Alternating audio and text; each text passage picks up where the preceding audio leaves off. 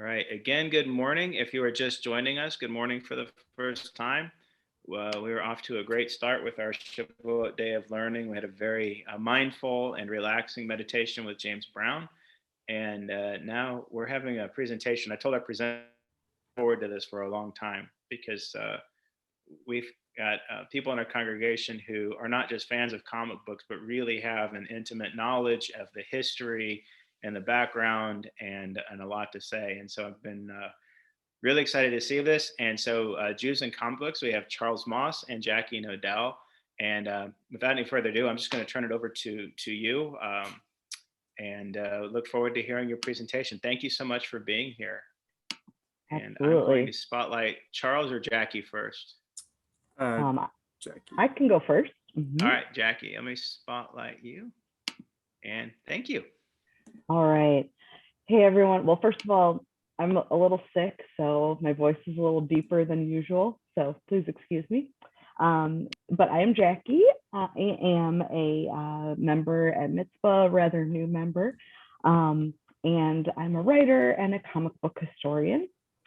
And my primary area of interest for the past 10 years has been the genre of romance comic books, and pretty much anything that is not superhero related, but I do love superheroes. And I run a blog website called Sequential Crush, and we'll give you guys the URL at the end. But that is my my blog where I write about romance comics and talk about comic books in general. And I am presenting today with Charlie Moss, who we met through Mitzvah, but we actually had mutual comic book friends. So I think we would have met otherwise if we didn't both live here in Chattanooga. And I'm Charlie Moss, and I'm born and raised in Chattanooga, and I'm a freelance writer and journalist. And I'm sorry, my kids are making a lot of noise in the background. But I'm a freelance writer and journalist, and I've loved comic books ever since I was a kid, and then really started digging into the history of comic books and love the history just as much as I do the actual stories that are in the comic books. And I've also written a few pieces for different publications on the history, different aspects of the history of comic books. So. Okay, so do you guys know any Kurtzbergs, Liebers, Kahns, Nodells? Oh, you do know now you know a Nodell. But these are the people that created the comic books that we all know and love. And you might not recognize their birth name, but you probably recognize their pen names. And those would be Stan Lee, Jack Kirby, Jerry Siegel and Joe Shuster, the creators of Superman, Bob Kane and Bill Finger, the creators of Batman. And then one of the reasons I became interested in comic books is because my grandfather worked in the comic book industry, and he actually created the Golden Age Green Lantern, which some of you may be familiar with. And so that's really how I got into it, and kind of thinking about why we should talk about this topic on Shavuot. We're studying all these different topics today to commemorate the giving of the Torah on Mount Sinai, and having the Torah made us the people of the book. So it only makes sense that we are also the people of the comic book. And there's a bunch of reasons why Jews are the ones that were at the forefront of the comic book industry. And one of the main reasons was because of that second wave of immigration to America that was from about 1880 to 1920. 1924, all of the huge immigration of Jewish immigrants from Eastern European countries, most of them came through Ellis Island, and they settled in New York, which my family did. And they lived in crowded tenement buildings. But it was these people, the children of these immigrants, who created the comic book industry. And it was their parents' experiences as immigrants and their own Jewish upbringing that helped them to create the industry and the superheroes that we all love. And so when we talk about these immigrants coming over to America, you know, a lot of them worked hard to prove that they were kind of real Americans, you know, because there was already kind of a standard, a societal standard, typically, you know, like white Christian, you know, and so the Jewish immigrants that came over, they knew that they needed to get out of the slums that they were in. They needed to kind of figure out a way to you know, do it to get out of the slums in a way that they didn't kind of threaten kind of the societal makeup that was already established in America. And so you know, they kind of they presented themselves you know, in a way as like harmless and kind of passive, like in public, right? So as to not, you know, ruffle feathers or whatever. And so but they also wanted to make something in themselves. And so this kind of you know, man of action disguised as a man of inaction philosophy kind of rose. And they kind of based this idea off of, like, you know, pulp magazines and pulp books like the Scarlet Pimpernel and Zorro. The idea of this like hero in an alternate disguise, right? And so comic book superheroes, they kind of emerge from the imagination of these young, predominantly Jewish boys, and with huge imaginations. And you know, the alter egos would typically be, you know, kind of cowardly, and you know, but then the superheroes would be, you know, very heroic and stand up for injustice and things like that. So Superman being the prime example of that, where it's Clark Kent is like, you know, kind of the bumbling or, you know, shy reporter, and then Superman being the hero that, you know, fights, you know, fights the bad guys and saves the day. So, you know, and also Superman was an immigrant. You know, just he was a symbol of the immigrants coming over from Europe, and in the early 1900s, and poor young working class. So these young artists and writers, you know, much like their own creations that they started, you know, coming up with ideas for, they symbolize their own personal struggles. So part of that, their struggles also included anti-Semitism, and a lot of them changed their names, as I said at the beginning, to have sort of an alter ego that seemed more Americanized and assimilated. Lots of Jewish immigrants and children of immigrants who were coming of age in the 1930s and 40s were locked out of that traditional white collar employment because of anti-Semitism. There were quotas and do not apply policies at like universities and different, at I know law firms and different places. Also in the creative fields, publishing houses and advertising agencies had these same quotas and do not hire policies toward Jews. And so Jewish writers and artists had to find a different outlet to be creative and to make a living.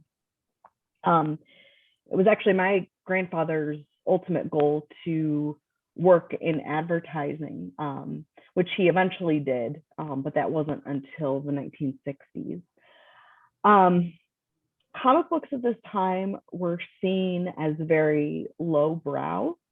They were very popular because they were sold everywhere on newsstands, in pharmacies and candy stores. It's not like today where you have to go to a specialized comic book store to buy comic books. Back then, they were just everywhere, but they were still seen as a lower art form. And to me, it's kind of a chicken and egg situation. Were they seen as lowbrow because they were created by Jews, or did Jews create them because the lowbrow arts were all that were available to them due to anti-Semitism? But so that's one of the reasons why the Jewish people created the industry, was because they were locked out of so many other opportunities. Another reason is really just proximity, and the fact that they were, because of their close proximity to each other in New York City, almost all of them were in New York. They are, I don't know if any of you have read Malcolm Gladwell's book Outliers, but it really is a great book that explains this phenomenon of, people who are outliers. And these Jewish men, young men, were outliers, and they went to school together. Now the one exception to New York City is Siegel and Schuster, the creators of Superman. They lived in Cleveland, Ohio, and but pretty much everyone else lived in New York. And Stan Lee, Will Eisner, Bill Finger, Bob Kane, they all went to DeWitt Clinton High School right around the same time. So they were all actually in school together. So that's another reason why, all of these Jewish people came to create the industry. And because they were from a similar background, they all had, it was just kind of an inevitability that there were Jewish themes in the comic books. And so now we're going to talk about some of those Jewish themes.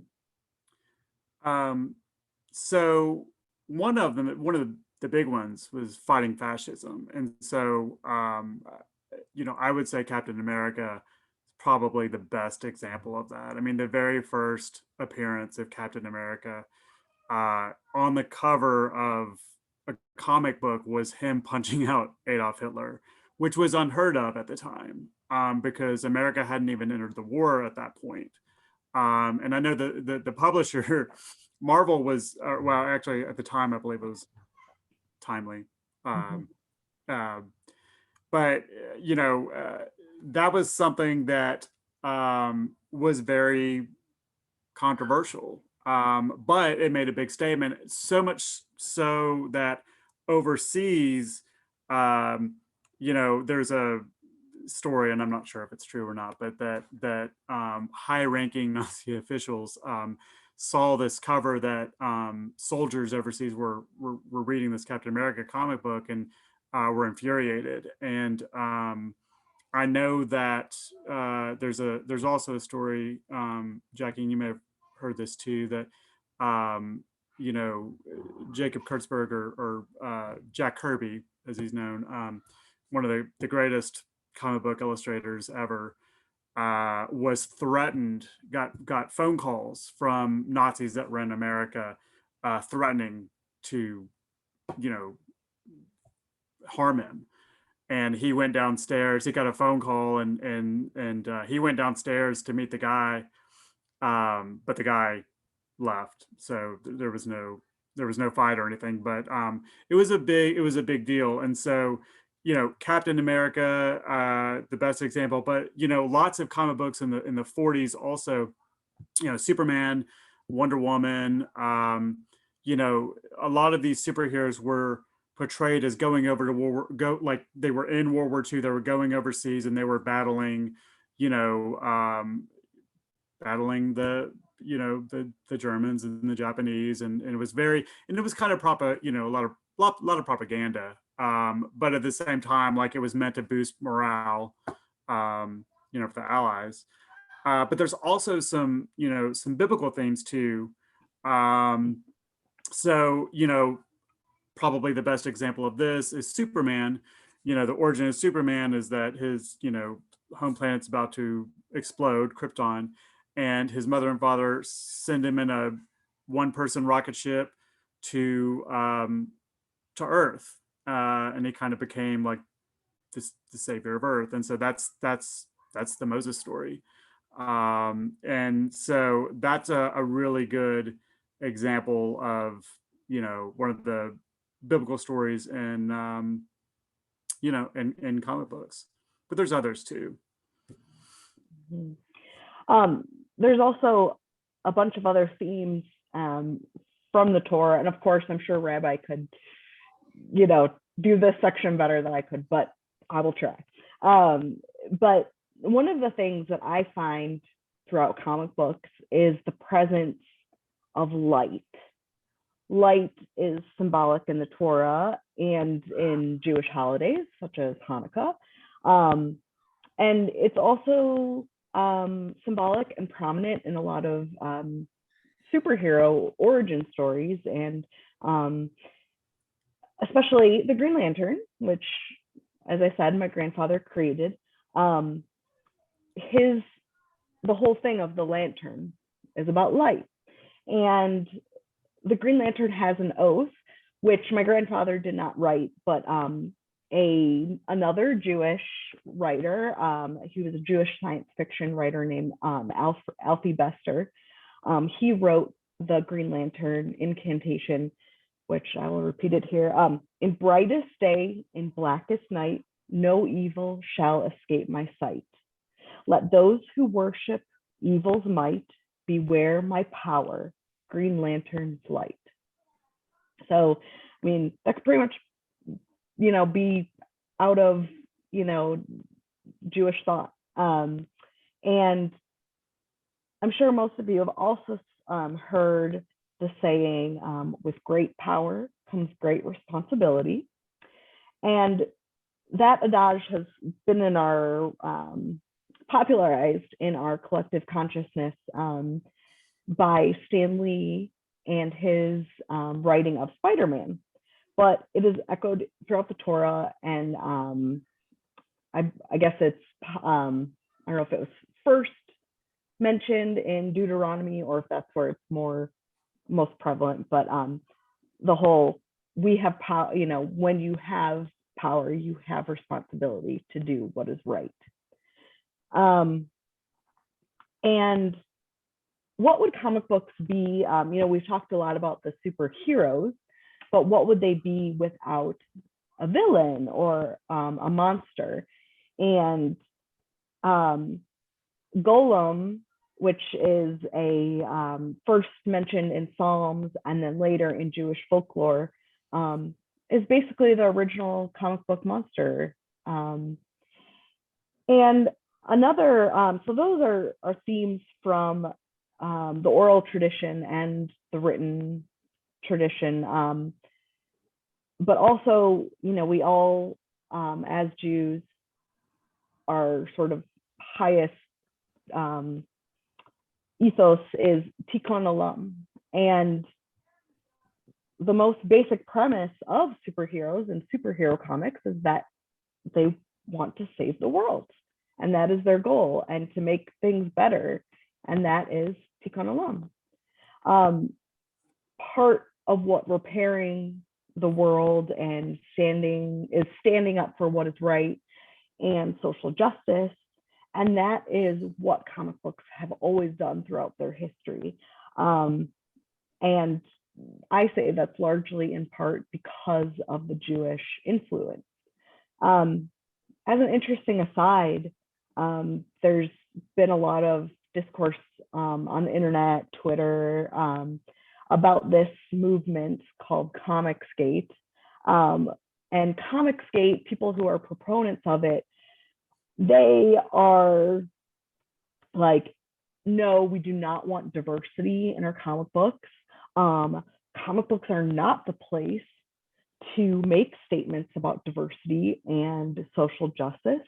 But I think as people who are well versed in comic book history and in the canon of comic books know that comic books were completely built on these themes of social justice, which were heavily influenced by the creators' Jewish upbringing. So now we would like to talk about some of those key people in the comic book industry. And I mentioned Jerry Siegel and Joe Shuster, and that is them when they were older. But they created Superman when they were actually teenagers back in Cleveland when they were in high school. And Superman is considered the first true superhero of American comic books. And so they're very influential and important to how the rest of the comic book industry was shaped. And another name that probably is more well known than anyone else in the comic book industry is Stan Lee. And he was actually born Stanley Martin Lieber, and his pen name was Stan Lee. He was born in 1922, and he was the co-creator on the writing and editing side of Spider-Man, the Fantastic Four, the Hulk, and like pretty much every character in the Marvel universe. He was also the editor-in-chief of Marvel for many years, and he became the face of Marvel Comics. And you guys have probably all seen him in a few Marvel comic book movies because he would always make the cameos. And fun fact, he was also my grandpa's boss at one time when my grandfather was in the bullpen of the company Timely, which later became Marvel. Now, Stan Lee would not, no one would probably know about him if it weren't for the artist Jack Kirby, which Charlie had mentioned him before. But he is, I mean, one of my favorite artists and definitely considered to be one of the greatest artists in all of comic books. But he was the artistic force and the creative force behind all of those Marvel superheroes.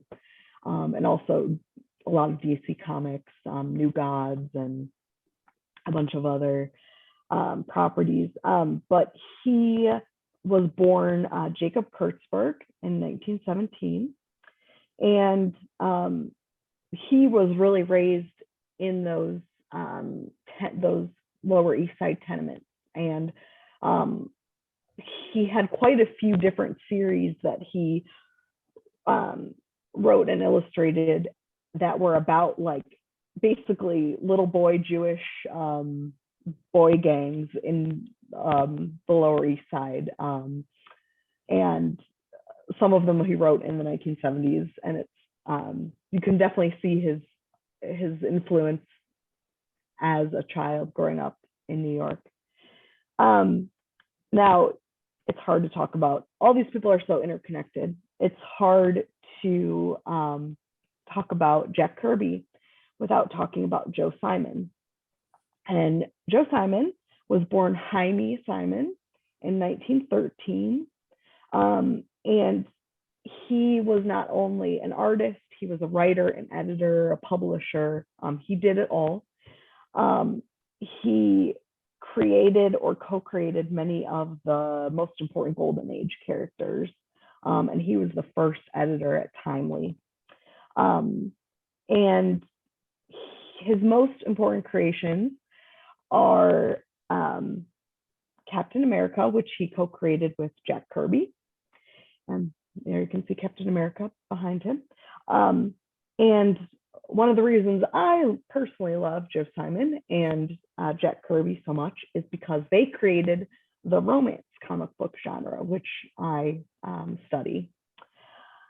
Now, I told you a little bit about my grandfather, Martin Nodell. I noticed, Charlie, that you put all the pictures of the comic book creators with their creations, and then Charlie put one of my grandfather, my grandma, and then me. So I guess I technically am a creation of my grandfather, but I'm the little one looking down. But that was my grandfather and grandmother. My grandfather was born in 1915. Before working in the comic book industry, he had tried his hand at theater. His uncle was a famous mandolin player and a vaudeville star named Dave Apollon. And vaudeville was also another very Jewish industry. Mart really wanted to follow in his footsteps, but he found it difficult to make a living in theater. So he thought, well, I'm just going to start acting, but on paper. So I'm going to become an artist. He had heard that All American Publications, which was one of the companies that eventually merged to create DC Comics, they were looking for another superhero to join Superman and Batman because they only had these two superheroes. He met with another Jew, Sheldon Mayer, who was the editor. And Sheldon said, okay, we need another superhero, so if you could think of anything, come back, we'll take a look. So after this meeting, my grandfather was on his way home by the train. He was going back to Brooklyn. He was in the subway and he saw a train engineer waving the lanterns that would direct the trains. And he saw a red lantern, which meant stop. And then the engineer waved a green lantern, which meant go, and all is clear. So that really resonated with my grandfather, and he was like, aha, the green lantern, which I wish it was that easy to come up with a superhero now. I guess when there was only two superheroes, it was pretty, he did a great job, right? But it's a little harder now, right? But he went home, he drew up the first pages of what we know as the Green Lantern. While my grandfather was more on the secular side, the character of the Green Lantern and the stories are imbibed with justice and light. And that is because of my grandfather's background, but also the Jewish background of the writer that was brought in, Bill Finger, who also co-created Batman. Another person I want to talk about just real quickly is Ezra Jack Keats. And I actually just learned about his comic book connection recently, so I'm really excited to share. But if any of you have children, or grandchildren, that Ezra Jack Keats wrote a book called The Snowy Day, which won a Caldecott Medal. But he was also a comic book artist before he became a revered children's author. And he worked for Fawcett Comics in the bullpen, drawing the backgrounds for Captain Marvel.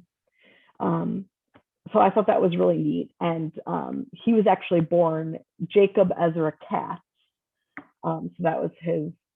So when you think of Ezra Jack Keats, now you know his name was Jacob Ezra Katz. Another really important comic book figure is Will Eisner. He was born in 1917. Oh, I'm sorry, I All right. flip-flopped him. No, that's my fault. There we go. There we go. That's Will Eisner. He is best known for his creation, The Spirit. And he was also in the late 1970s influential in coming up with the term graphic novels, which many people just use as a blanket term now for comic books. But so many of his works have a Jewish theme and have Jewish characters, including A Contract with God and other tenement stories. And his last work that was published right before he passed away, called The Plot, The Secret Story of the Protocols of the Elders of Zion. And it's about the creation and the debunking of the famous hoax. Will Eisner, I would say, was very inspirational to the next person who everyone else we've talked about has pretty much been from the golden age of comic books. But Art Spiegelman authored and illustrated Mouse, which was a serial story that ran from 1980 to 1991. And it's about Spiegelman's interviews with his father, who was a Polish Jew and a Holocaust survivor. Mouse is really important because it was one of the graphic novels that brought comic books and graphic novels into the echelon of highbrow, because Mouse won a Pulitzer Prize. And so, a lot of people who aren't into comic books, if you ask them if they've ever read a graphic novel, they might say, I've read Mouse, because it's that influential. Now, water here. Lest you think the comic book industry was only men, because we have primarily talked about men. There were also a number of Jewish women that were prominent in the comic book industry during the golden age and after. I don't know if this is true, and I have a lot more research to do on this front, but apparently I've been told all my life that my grandmother, Carrie, lettered some of the issues of Green Lantern. I know she was basically my grandfather's gopher. Like, he would do all the art because these people were on really tight deadlines. He would do the art. She would take all of his art up to the offices of the publisher. But I have always heard that she lettered some of the issues of Green Lantern. And I've heard that other wives of comic book creators lettered some of these golden age comics. So that's one of my research interests and something I'm trying to, figure out. So we'll take that with a grain of salt right now. But there was a very prominent golden age artist named Lily Renee. She was one of the first women artists, and she was a Holocaust survivor. She was actually one of the Kindertransport children from Austria. And there's a documentary about her. And our next person we're going to talk about, Trina Robbins, actually did a graphic novel about Lily Renee. But Trina Robbins, she's the woman in the center. She is still with us, and she's amazing and vivacious and so fun to talk to. But she is one of the few women that were involved in the underground comics movement that came out of San Francisco in the 1960s and 70s. She was also, I believe, the first woman to illustrate Wonder Woman comics. She has said in interviews that I've read that Judaism doesn't play much of a part in her comic book career, but she has adapted a book that her father wrote in Yiddish about the Jewish experience into a graphic novel. So I would say, she was So do that. She's at least a little inspired. And there's also a number of contemporary Jewish women who are in the comic book industry. One I just read called Dancing at the Pity Party by Tyler Fetter. She talks a lot about Jewish mourning rituals in that graphic novel. And Liana Fink wrote a fabulous graphic novel called A Bintel Brief, Love and Longing in Old New York, which is just a really fun retelling of the Yiddish advice column, Bintel Brief, in the Forward newspaper. So that is, I know I talked for a long time about the people. Now, Charlie is going to talk about the actual characters and their Jewish roots. So, and I thought I included a picture of Superman in here, but I didn't.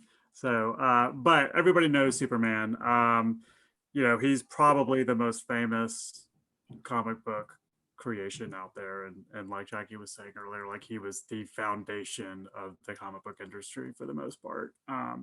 But you know, typically in pop culture, mainstream pop culture, you know, Superman's not really associated with, you know, Jewishness. A lot of times, especially in movies, he's kind of, there's a bit of Jesus symbolism, I've noticed, which kind of irks me a little bit because he really is, I mean, he's probably the most Jewish character in the, you know, in the history of comics. His name, Kal-El, which was his birth name on Krypton, you know, his birth name means all is God. It's Hebrew. And then, you know, and just the whole, again, the whole Moses story kind of weaved into his origin story. I mean, it's a really important thing. I would love to see at some point, you know, a Superman movie that really, to me, gets his origins right and really kind of, you know, develops and proudly displays kind of like that Jewish heritage, even if it's not like, you know, overtly, just some subtle symbolism would be great. But so another one is Ben Grimm. He's part of the Fantastic Four. And he wasn't originally conceived per se, at least not in the comic books publicly, like you could read about it, as being Jewish. But in 2002, it was revealed that the Thing, or his alter ego, Ben Grimm, was Jewish, and he celebrated a belated bar mitzvah. So, you know, in the Fantastic Four, Ben was kind of like, there were four of them, and he was kind of like the hot-headed guy. Like he had a temper, and he was grumpy all the time, because he was a man trapped in this like repulsive orange skin. And he, you know, there was no way for him to not be that way. He was transformed into this orange being. And so, so like, you know, like a lot of other Marvel characters, Marvel was really always really good about, you know, Stan Lee and all the other creators were really good about kind of making their comic book heroes a little more developed, have a bit more depth emotionally, have kind of everyday problems. Like Peter Parker, for instance, he'd never had any money and he could never get dates. And he was always trying to balance his life between being Superman and like earning money to help pay rent, you know. So things like that. But Ben Grimm, he, you know, he kind of became a metaphor for Jews and other minority outsiders who kind of face this discrimination because of their skin color or their ethnic roots. In the X-Men world, if you're familiar with X-Men, you know, there was a writer named Chris Claremont. He didn't create the X-Men, but he was a later writer for the X-Men. And so in 1975, he kind of took this is Magneto, who is a villain in the X-Men, he took Magneto's backstory and kind of retconned it a little bit and wrote that he was a Holocaust survivor. And he was a Holocaust survivor who was embittered because basically because people weren't speaking out against the Nazis. So he's not your black and white average villain. He's a bit more complex, and so there is a level of people can empathize with him because of that. Because he only wanted to save, like, he's a mutant and the X-Men were mutants, and so that's another symbolism of, like, Judaism, you could say. Kitty Pryde is another X-Men character. She was also written by Chris Claremont, who I just mentioned, in 1979, and she's a young Jewish girl who possessed the mutant ability to walk through walls. And she was modeled, or at least Chris Claremont said that she was modeled after an Israeli teenager wearing a miniskirt and carrying an Uzi that he had seen one day in Tel Aviv. Some of these I'm not as familiar with. Sabra is another one. She was a Marvel Comics character. Her name was Ruth Bat Saraf, and she was born in Israel. And she was a superhero, again, superhuman agent serving in the Israeli Secret Service. And she appeared first in a battle with the Hulk, whom she believed was working with the Arab terrorists in Israel. And then there's another character named Legion, and there was actually a really good TV show. You okay? I'm good, thank you. Bye. Sorry. But there's a really good show on FX. It's not running anymore, but you can find it, I think, on Hulu, called Legion, which is based on this character. But Legion is the son of one of the X-Men, Charles Xavier, and also an Israeli Holocaust survivor named Gabriel Haller. So Legion, his real name was David Charles Haller, and he suffers from dissociative identity disorder. So his different personalities would manipulate his superpower. So he's a really powerful superhero. There's also a character named Volcana, and she was born, her alter ego is Marsha Rosenberg. She started out as a regular human daycare worker in Denver. And then she wanted power. And so she agreed to serve. There's you're not familiar with Dr. Doom. Dr. Doom is a Marvel villain. And so because she had this deep yearning for power, she agreed to serve Dr. Doom in exchange for superpowers. And so Volcana began as a villain, and then she eventually became a superhero with the Avengers, which you're probably familiar with because of the Marvel Cinematic Universe. And the last character I'm going to talk about is a character named Wiccan, born William Kaplan. He's a member of the Young Avengers, which is a younger version of the Avengers that you see in the Marvel Cinematic Universe. He was born to Jeff and Rebecca Kaplan, who were doctors. And one day, if you watched the Marvel show Vision, Scarlet Witch, so what was it called? WandaVision. WandaVision, yes. Yeah. Sorry, which is a really good show. Scarlet Witch is, Wanda Maximoff. Scarlet Witch encouraged Wiccan to stand his ground against bullies and touched his head and gave him superhuman speed. And also Wiccan is one of the few openly gay superheroes in comic book industry.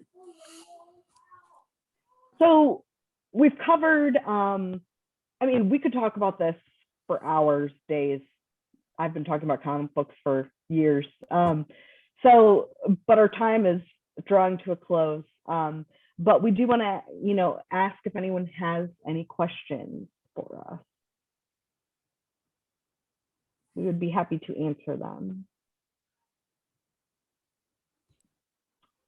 Oh, and we do have a few books that we recommend that The Amazing Adventures of Cavalier and Clay, which Rabbi and I have talked about. Neither of us. I want to finish it. It's very long. I just finished it or started it like 800 times, but maybe this year is the year I finish it. It's excellent. It's good. I don't know. It won a Pulitzer Prize also. Yeah. Superboys, The Amazing Adventures of Jerry Siegel and Joe Shuster, the creators of Superman, by Brad Ricca. He's a good friend of mine. Fantastic book about the creation of Superman. I mentioned Outliers, The Story of Success by Malcolm Gladwell. Not a book about comic books per se, but it kind of describes this phenomenon. From Krakow to Krypton, Jews and Comic Books by Ari Kaplan. And Up and Oy Vey, How Jewish History, Culture, and Values Shape the Comic Book Superhero by Simcha Weinstein. And that's a great book. And he's actually a rabbi who's also a comic book fan. And there on the screen, that's my website, sequentialcrush.com. And there is Charlie's website. And you can check out more of our writing there. But does anyone have any questions for us?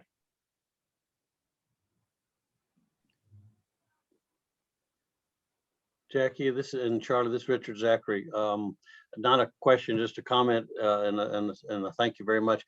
I've grew up in the age of comics. I was a comic book fan, but I kind of grew out of it, whatever that means. That's not a comment one way or the other.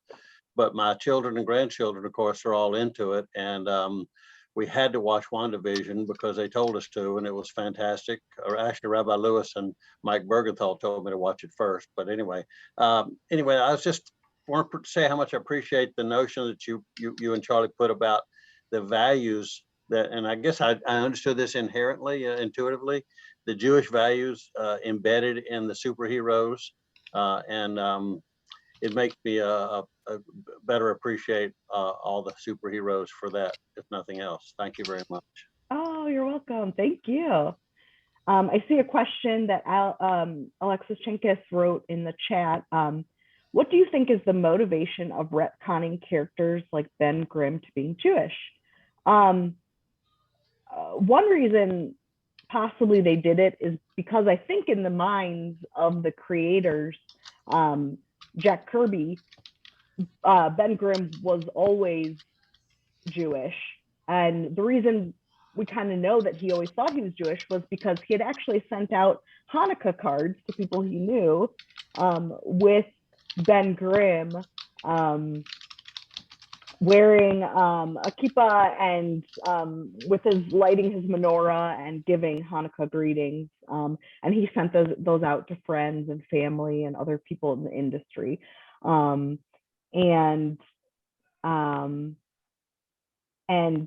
Alexa says, I have to give credit to the question writer, Marissa. But that's a great question. That's my take on it. What do you think, Charlie? Yeah, I think part of it too is I've got a couple of different thoughts, and they're just speculations, but I think part of it too was like they didn't, in the golden age, in the very, the late 30s and the 40s, they probably felt like it was a little safer to not really say one way or another what religion or a lot of these heroes were. And something that's always kind of baffled me is like, Captain America to me seems like a very Jewish character. What always baffled me was that, the Captain America character was a lot like, it kind of mirrored the whole Nazi, white Aryan, blonde hair, blue eyed, as the ultimate kind of like species, if you will. And Captain America kind of, I guess, was their answer to that. What I always thought was interesting was that they made him blonde hair, blue eyes too. And I don't know if that was their like, hey, like, that was kind of their response to that. But I think part of it was just a fear of not, like, I'm sure that these these creators probably were like in our heads that they are Jewish, like they're big, that's our experience, but they felt safer just not overtly saying that. And then later on, when other, like Chris Claremont and other writers came in, in the 60s and 70s, they went ahead and were like, no, we're going to go ahead and just say that these characters are Jewish or whatever. I put up on the screen the Hanukkah card of the thing. I love that one. Remembering you at Hanukkah and hoping you'll find that your holiday leaves many special memories behind. Happy Hanukkah, the Kirbys. That was the Kirby Roz and Jacque's family Hanukkah card. I love that. I have a question about the X-Men. And I remember my first exposure to X-Men was the first movie. Mm-hmm. And I remember being shocked that they would make a Holocaust survivor a villain. And like, it just took me a long time to wrap my head around it. But then I realized that how it was basically a story about, well, at least in the movies, it's about a genocide against the people perceived as mutants, people who are different as a threat. And it made a lot of sense that way. Was that always part of the X-Men, or was that part of the ethos that grew out of retconning Magneto's character? From what I understand, and I wasn't a huge X-Men reader. I had some X-Men comic books when I was younger. From what I understand, that was not, the X-Men were originally when Stan Lee, and I think it was Jack Kirby who co-created, right, Jackie? When they originally created the X-Men were more supposedly a metaphor for the civil rights movement. So they were kind of stand-ins for pretty much any minority, facing discrimination in America. But I think when Chris Claremont took over in the 70s, that's when he started sprinkling in a bit of that backstory of like the Holocaust and things like that. I'm also curious that the movies seem to cast non-Jewish actors to play the Jewish characters and Jewish characters to play the non-Jewish, or Jewish actors to play the non-Jewish characters. It doesn't get more Jewish than Paul Rudd, but Ant-Man doesn't seem to be. That's true. Richard asked, can you recommend a Green Lantern movie or one in which he is featured? No, I cannot recommend oh, why can't I even think of what Ryan Reynolds. Yeah. I cannot recommend that. It's terrible. But I mean, some people like it. I won't slam you if you do, but and that is actually about the Silver Age Green Lantern. So as of yet, there are no main feature films about Alan Scott, the Golden Age Green Lantern, but they have actually just started shooting a new HBO Max series about Green Lanterns, about multiple Green Lanterns, and Alan Scott, the one my grandfather created, is going to be in that, albeit he has been retconned to be recently, he's come out of the closet and he is a gay man. And so that is the version of Alan Scott that will be in the show, but we're super excited to see that show. Cannot wait to see how they interpret Alan Scott and all the different Green Lanterns. Oh, what about Barry Allen? Barry Allen, the Flash, yeah. Created by Harry Lampert, also Jewish. It's not overt in the TV show or the movies. But... No, but and I really haven't read that. Jim, unfortunately, Jim is keeping the baby occupied, but he is a big Flash fan, so he'd probably be able to answer that better than I could as far as the stories. But yeah, also created by a Jewish man. I think we need to start wrapping up because we're going to have another session at 12. Jackie and Charles, I thank you so much. This was delightful, and thank you, even though you were sick, Jackie, for pulling through, and really appreciate it. And I know maybe you can help take care of the baby now and let Jim do something else. Yeah. And Charles, thank you, and loved hearing your kids in the background. Yeah. That's the best kind of background noise you can possibly have. Yeah. Yeah. Thank you so much, everyone. And if you have any questions, feel free to get a hold of me. through however, Facebook or my website. Yep, my website or Facebook or Twitter. Thank you so much, Thank everyone. you guys.